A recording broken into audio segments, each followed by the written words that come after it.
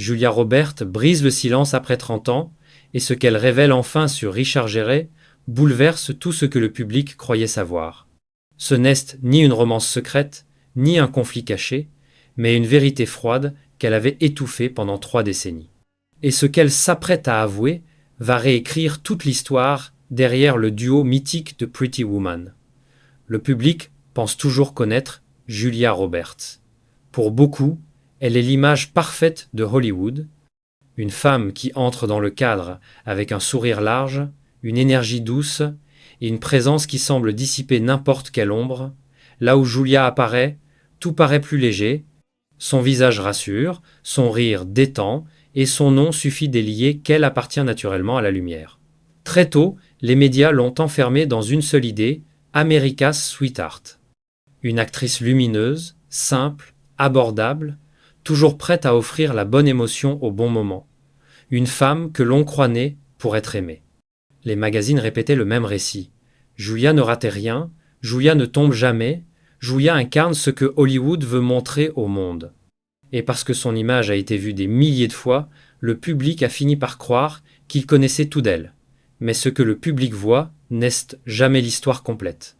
Derrière les affiches géantes, les tapis rouges et les applaudissements, il y a une femme qui a dû trouver sa place dans une industrie dure, rapide, parfois froide, un endroit où la douceur peut devenir une faiblesse et où le silence est souvent la seule protection. Julia a compris cela dès le début. Elle a vite appris à éviter les questions, pas par arrogance, mais pour préserver la partie d'elle que Hollywood ne pouvait pas consommer. Cette distance a alimenté la fascination. Chaque fois qu'elle restait silencieuse, le public voulait en savoir plus. Il voulait connaître ses peurs, ses choix, ses regrets, ses liens réels derrière les rôles. Et surtout, il voulait comprendre ce qu'il y avait réellement entre elle et Richard Gere. Depuis Pretty Woman, leur duo est devenu une légende. Les spectateurs ont vu une alchimie évidente, une connexion presque instinctive. Cela suffisait pour créer un mythe. Dans l'imaginaire collectif, Julia Roberts et Richard Gere n'étaient pas seulement 2 acteurs. Ils représentaient une idée du romantisme, un rêve que Hollywood avait réussi à fabriquer parfaitement. Les gens voulaient croire qu'un lien secret survivait, hors caméra, qu'ils se comprenaient mieux que quiconque. Que quelque chose d'invisible les unissait encore, même des années après. Julia savait que ce mythe existait. Richard Gere le savait aussi. Et tous les deux ont choisi de ne rien dire. Ils ont laissé le public remplir les blancs, inventer leurs propres réponses et transformer une relation professionnelle en un mystère confortable, un mystère qui évitait les explications. Un mystère qui protégeait ce qui devait rester privé. Mais le silence ne dure jamais éternellement. Et lorsque Julia Roberts décide enfin de parler après 30 ans, ce n'est pas pour alimenter une rumeur. C'est pour corriger un récit que le public pensait immuable. Pour dire que, derrière l'icône, il y a toujours une femme que personne n'a vraiment regardée. La première rencontre, entre Julia Roberts et Richard Gere, n'a rien d'une conte de fées. C'est une scène simple, presque ordinaire, mais une scène qui va changer le cours de leur vie. Tout commence lors d'une réunion autour du projet Pretty Woman, dans une salle calme, éclairée par des néons froids. Julia est jeune, nerveuse, mais déterminée. Richard, lui, est déjà installé, déjà respecté, déjà observé comme une figure solide de Hollywood. Quand Julia entre eux, elle ne parle pas beaucoup. Elle sourit, comme toujours, pour cacher la tension dans sa voix. Richard lève les yeux. Le regard est court, mais suffisant pour créer une ligne qu'aucun des deux ne pourra vraiment couper. Ce n'est pas un coup de foudre, c'est une reconnaissance, comme si chacun voyait en l'autre ce qu'il ne pouvait pas dire à personne. Le réalisateur leur demande de lire ensemble. Julia s'assoit. Richard hésite, puis accepte. Au début, leurs voix sont séparées. 2 tons différents, 2 rythmes différents, puis, lentement, les mots commencent à se répondre. La lecture devient fluide. Les phrases se modèlent. Une énergie douce traverse la pièce. Rien n'est forcé, rien n'est préparé. C'est simplement naturel et c'est précisément cela qui surprend l'équipe. Personne ne s'attendait à voir une telle cohérence entre deux personnes qui, en théorie, n'avaient rien en commun. Richard a l'expérience, la distance, la maîtrise. Julia arrive avec la spontanéité, la fraîcheur, une manière de regarder le monde qui désarme même les professionnels les plus stricts. Le contraste fonctionne immédiatement. Beaucoup racontent plus tard qu'il y avait quelque chose dans l'air ce jour-là. Pas une romance, pas un secret. Juste cette impression étrange que deux trajectoires venaient de se croiser au bon moment. Julia rit à un passage du script, un rire pur, presque enfantin. Richard baisse les yeux, mais son sourire léger ne trompe personne. La connexion existe, elle est là, simple et silencieuse. Quand la lecture se termine, le réalisateur n'a plus de doute. C'est-elle, c'est lui, et c'est ensemble qu'ils feront le film. Julia le sent aussi. Elle ne sait pas pourquoi, mais elle a l'impression d'avoir trouvé un partenaire qui comprend le rythme de ses émotions. Richard, de son côté, découvre chez elle une liberté qu'il avait oubliée. Une façon de jouer, sans calcul, sans masque, sans peur du ridicule. Après cette première rencontre, tout va vite. Les essais caméra confirment ce que l'équipe a déjà vu. Une alchimie rare, une dynamique qui échappe aux règles habituelles. Julia ne force rien. Richard ne contrôle rien. Il laisse simplement les choses se placer naturellement. Le tournage n'a même pas commencé que la rumeur interne circule, ces deux-là vont créer quelque chose d'iconique. Et en effet, cette journée devient le point de départ d'une lien discret, fait de regards courts, de rires retenus et d'une respect réciproque qui n'a jamais eu besoin de mots. Personne ne pouvait prévoir la suite. Personne ne savait que cette rencontre allait façon botte une légende cinématographique. Mais une chose est certaine, rien, ni dans leur carrière, ni dans leur vie personnelle, ne serait plus jamais pareil après ce jour-là. Dès le premier jour de tournage, quelque chose devient évident. Julia Roberts et Richard Gere fonctionnent ensemble d'une manière rare. Rien n'est forcé, rien n'est calculé. Leur dynamique repose sur une simplicité presque fragile, mais une simplicité qui attire tous les regards. Dès que la caméra tourne, tout s'aligne. Le rythme, le ton, les pauses, les gestes. Tout semble naturel. Le réalisateur le voit immédiatement. L'équipe aussi. Même dans les scènes banales, le lien reste clair. Julia apporte une énergie vive, spontanée, presque naïve. Richard apporte la stabilité, la retenue, un calme discret, ensemble. Ils créent un équilibre qui donne à chaque scène une tension douce mais réelle. Pendant les premières semaines, l'ambiance est légère. Julia rit souvent. Richard observe, écoute, puis répond avec humour. Il ne cherche pas à impressionner. Il travaille simplement. Et cette simplicité devient leur force. Lorsque la caméra s'arrête, Julia pose des questions à Richard. Il lui explique les nuances du métier, comment tenir un rythme, comment respirer dans une réplique difficile. Elle écoute attentivement. Elle prend tout.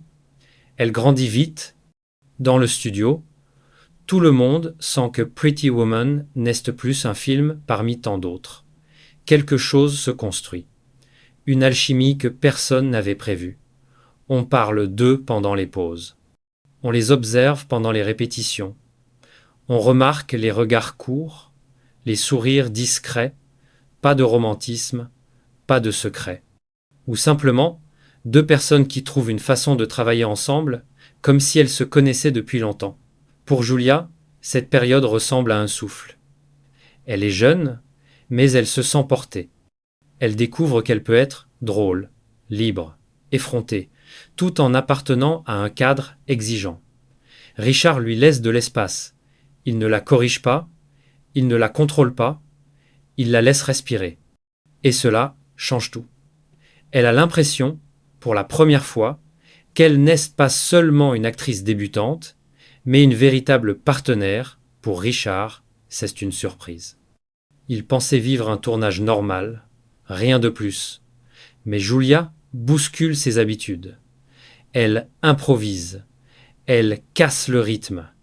Elle apporte des idées simples, mais efficaces. Elle lui rappelle une vérité qu'il avait oubliée.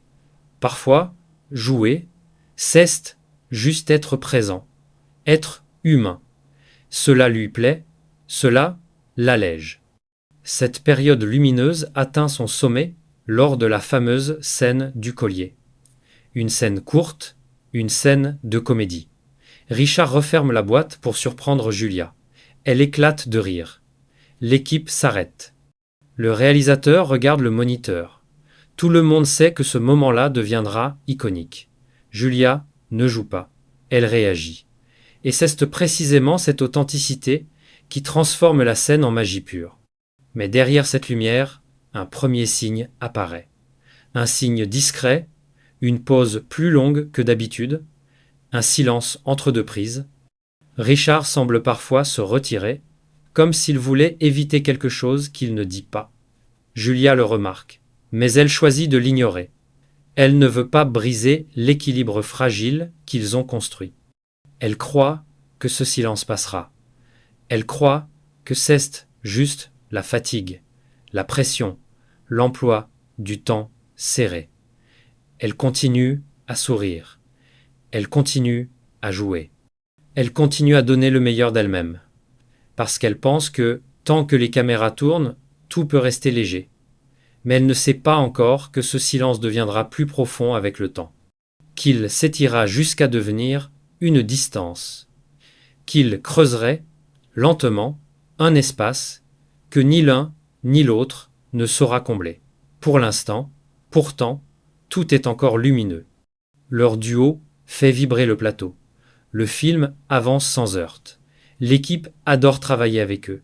Les producteurs sont rassurés. Et Julia pense qu'elle a trouvé un partenaire rare. Peut-être le plus rare de sa carrière.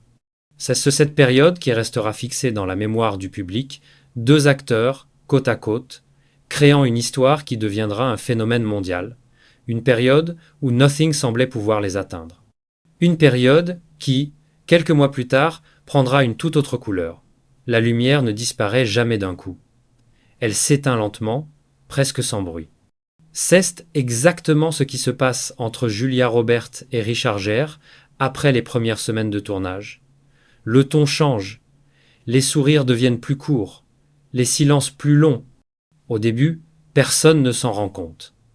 Mais Julia, elle, le sent immédiatement. Quelque chose glisse, quelque chose se ferme. Richard commence à se retirer, pas brutalement, pas avec hostilité, mais avec cette distance froide que seuls les acteurs expérimentés savent créer. Il parle moins, il écoute moins. Il arrive, joue, repart. Julia essaie d'ignorer ces signes. Elle croit que c'est la fatigue. Elle croit que c'est normal. Les tournages sont longs, les tensions montent. Elle se dit que tout redeviendra comme avant, mais la distance s'installe. Elle s'élargit petit à petit dans les couloirs. Richard ne s'arrête plus pour discuter sur le plateau. Il se contente du strict nécessaire. Julia fait des efforts. Elle plaisante. Elle essaie de relancer l'énergie du début. Rien n'y fait. La réponse de Richard reste courte, polie, mais lointaine. Il semble présent, mais pas avec elle. Un jour, pendant une pause, elle le cherche du regard. Il est dans un coin de la pièce, entouré de membres de l'équipe technique. Il parle d'un autre projet, d'une future collaboration, de noms qu'elle ne connaît pas. Julia attend un signe, un sourire, un simple contact. Il ne vient pas. Elle rentre dans sa loge avec une sensation qu'elle n'arrive pas à nommer. Une sensation froide, comme si quelque chose lui échappait. Ce n'est pas un conflit ouvert, personne ne hausse la voix, personne ne dit un mot de trop. C'est une absence, une manière de disparaître tout en restant là, une forme de vide.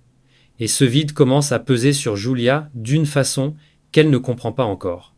Elle n'a pas l'habitude de ce genre de silence. Elle a toujours su créer des liens faciles. Elle a toujours su faire rire les autres. Mais cette fois, ses efforts tombent dans le vide. La presse commence à s'intéresser au duo. On parle de leur alchimie. On parle de leur proximité. On parle d'une complicité presque parfaite. Julia lit ces articles avec un mélange étrange de fierté et de malaise. Elle sait que l'alchimie existe. Elle l'a vécue. Mais elle sait aussi que quelque chose s'est cassé. Une rupture silencieuse, invisible, que personne d'autre ne peut voir. Richard, lui, continue de jouer parfaitement. Professionnel, précis, impeccable. Mais Julia sent que son regard a changé. Il regarde à travers elle, comme si elle n'était qu'un élément parmi d'autres du décor, comme si le lien du début n'avait jamais eu lieu. Il ne s'agit pas d'indifférence totale, c'est quelque chose de plus subtil, une forme de protection, comme s'il voulait éviter une proximité qui pourrait le dépasser au fil des semaines. Julia commence à douter d'elle-même, de son talent, de sa place. Elle se demande si elle a fait quelque chose de mal, si elle a dit quelque chose qu'elle n'aurait pas dû. Elle cherche une explication logique, mais elle n'en trouve aucune. Et plus elle se questionne, plus le fossé entre eux s'élargit. Les premières humiliations arrivent, silencieuses mais réelles. Lors d'une conférence de presse, Richard répond longuement à une question. On demande alors à Julia de commenter. Il la regarde brièvement, puis détourne les yeux avant même qu'elle ne commence à parler. Un geste minuscule, mais un geste qui frappe. Julia garde son calme. Elle sourit. Elle fait ce qu'on attend d'elle. Mais au fond, elle sent une fissure. Une autre fois, pendant une scène complexe, Julia hésite sur une réplique. Richard ne lui laisse pas le temps de se retrouver. Il recommence, sans attendre, comme si son hésitation n'avait aucune importance, comme si sa présence n'avait aucune valeur. Ce n'est pas volontairement cruel. Ce n'est pas agressif. C'est simplement froid. Et c'est justement cette froideur qui blesse le plus. La distance devient une habitude, une routine. Julia s'y adapte, ou du moins elle essaie, elle continue de jouer. Elle continue de sourire. Elle continue de croire que tout cela n'est qu'un passage. Mais au fond d'elle, un sentiment nouveau apparaît. Un sentiment qu'elle n'avait jamais connu auparavant. Le sentiment d'être invisible, même lorsque toute une équipe la regarde. À partir de là, la lumière du début ne revient plus vraiment. Elle se transforme. Elle perd sa chaleur. Et Julia comprend, lentement, que le lien qu'elle croyait solide était peu, être plus fragile que prévu. Elle ne sait pas encore jusqu'où cette distance va l'emmener. Mais elle sait qu'un chapitre vient de basculer dans l'ombre. Le point de rupture arrive une nuit, presque sans avertissement.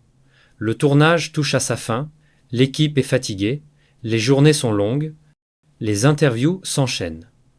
Julia avance, comme d'habitude, avec son sourire de façade. Mais ce soir-là, quelque chose se brise. Après une projection privée des premières scènes montées, tout le monde sort discuter dans le couloir. On parle du film, de l'alchimie, du succès presque certain. Julia attend un regard de Richard. Un mot, un signe. Il ne vient pas. Richard reste à distance, occupé avec des producteurs.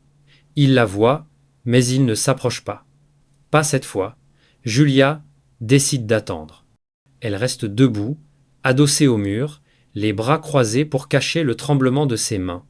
Elle espère qu'il viendra la rejoindre quand la foule se dispersera, mais il ne bouge pas. Il continue de parler, comme si elle n'existait pas, comme si tout ce qu'il avait vécu pendant le tournage n'était qu'un détail sans importance. Quand la salle se vide enfin, Julia fait un pas vers lui. Elle ouvre la bouche pour dire quelque chose. Il lui adresse un sourire rapide, un sourire poli, puis il tourne la tête et se remet à discuter avec un assistant. Cette seconde-là suffit. Une seconde froide. Une seconde qui coupe l'air. Julia n'insiste pas. Elle recule. Elle regarde autour d'elle. Les lumières se reflètent sur le sol brillant. Le bruit diminue. Tout devient lent. Elle marche jusqu'à la sortie du bâtiment. Ses pas résonne dans le couloir désert. Aucun appel derrière elle, aucun attend, aucun on parle plus tard, rien. En poussant la porte, l'air de la nuit la frappe. Le froid lui traverse la peau, mais ce n'est pas le froid qui lui fait mal, c'est la certitude que quelque chose vient de finir. Elle comprend enfin ce qu'elle refusait de voir depuis des semaines. Richard ne veut plus de lien, ni amitié, ni complicité, ni même ce respect silencieux qu'ils avaient construit. Cette nuit-là, elle rentre chez elle sans musique, sans appeler personne. Elle s'assoit dans le noir. Elle reste immobile. Elle revoit chaque instant lumineux, chaque rire, chaque scène qu'ils ont partagée. Et plus elle y pense, plus elle réalise que le silence de Richard n'est pas un accident, c'est un choix. Un choix qui la laisse seule au centre d'un film qui, paradoxalement, va faire d'elle une star mondiale. Elle ne pleure pas, elle ne parle pas, elle respire seulement, lentement, avec difficulté. Une phrase traverse son esprit, simple et froide. À partir de cette nuit-là, rien ne fut jamais comme avant.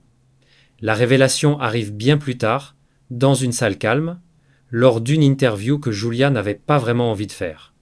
On lui pose une question simple, une question qu'elle a esquivée pendant 30 ans. Cette fois, elle ne détourne pas le regard. Elle respire, puis elle parle. Elle dit que l'histoire entre elle et Richard n'a jamais été ce que le public pensait. Pas une romance cachée, pas une rivalité, pas une trahison. Elle dit que c'était autre chose. Quelque chose de plus silencieux. Quelque chose de plus difficile à expliquer. Ce n'était pas lui le problème, dit-elle, c'était le silence, le sien et le mien. Cette phrase tombe comme une coupure nette, simple, froide. Elle ne cherche pas à blâmer. Elle décrit seulement ce qu'elle a vécu. Julia raconte qu'après Pretty Woman, elle a senti une distance qu'elle n'a jamais su combler, une distance qu'elle n'a pas osé questionner. Elle dit qu'ils auraient pu en parler, qu'ils auraient pu clarifier. Mais aucun des deux ne l'a fait. On a laissé le vide décider pour nous, ajoute-t-elle. Elle explique aussi que ce silence a influencé sa façon de travailler, sa façon de se protéger, sa façon de regarder Hollywood. Elle admet qu'elle s'est longtemps demandé si elle avait mal fait quelque chose, si elle avait dit un mot de trop. Puis elle a compris que parfois, les gens se retirent sans raison claire. Pas par méchanceté, pas par rejet, juste parce qu'ils ne savent pas comment rester proches. Une autre phrase frappe plus fort encore. J'ai compris qu'on peut créer quelque chose d'iconique avec quelqu'un sans jamais vraiment le connaître. Le journaliste reste silencieux. Le public aussi. Julia ne force rien. Elle ne dramatise rien. Elle dit la vérité simplement. Elle dit qu'elle n'a aucune colère envers Richard Gere. Aucune blessure qu'elle voudrait montrer. Mais elle admet que cette absence prolongée a laissé une marque. Une marque qu'elle a mis du temps à accepter. Quand l'interview est diffusée, Hollywood réagit immédiatement. Certains sont surpris, d'autres disent qu'ils l'avaient toujours senti. Les fans, eux, découvrent une Julia qu'ils ne connaissaient pas. Plus humaine, plus fragile, plus directe, une femme qui n'a plus peur de dire ce qu'elle a tué pendant 30 ans. Et ce jour-là, Julia Roberts ne cherche pas à réécrire l'histoire, elle cherche seulement à la finir. Après sa révélation, Julia Roberts entre dans une nouvelle phase de sa vie, plus calme, plus claire. Elle n'a plus besoin de cacher ce qu'elle a vécu. Elle ne cherche plus à expliquer ou à corriger le passé. Elle avance simplement avec une lucidité qu'elle n'avait pas auparavant. Elle passe plus de temps loin du bruit. Elle choisit ses projets avec soin. Elle protège son espace, son rythme, son silence. Ce silence-là n'est plus une blessure, c'est une force, une manière de se retrouver. Elle redécouvre des choses simples. Marcher seule, lire, respirer sans pression. Elle retrouve une forme de paix. Dans une interview plus récente, elle dit une phrase qui résume tout. J'ai compris que la vérité ne blesse pas quand elle est dite au bon moment. C'est sa façon d'admettre qu'elle n'a aucun regret. Pas même pour ce qu'elle a tué pendant 30 ans. Aujourd'hui, Julia Roberts n'essaie plus d'être l'icône parfaite que le public attendait, elle est juste elle-même. Une femme qui a grandi dans la lumière, traversé l'ombre, puis trouvé un endroit où la lumière ne dépend plus de personne.